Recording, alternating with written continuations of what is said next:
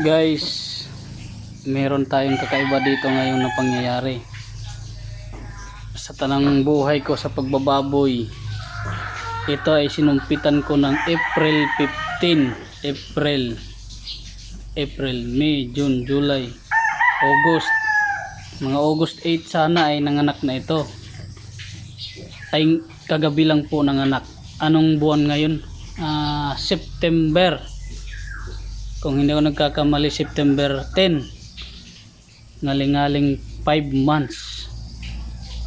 Guys, buhay na buhay ang aking sinumpit guys. Dadalawa nga lang. Pinaturukan ko ito ng Lutalize dahil baka patay ang mga big sa loob, baka yung parbo. Nang pagkatapos turok guys, ay biglang sumangkal ang didi.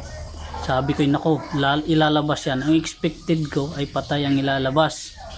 Pero guys, miracle dalawa ang lumabas.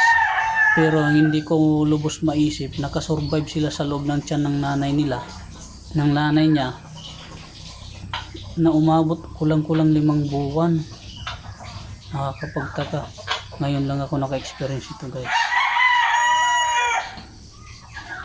Maniwala kayo hindi guys, totoong totoo yan guys. Hindi ko alam paano ang explanation nun.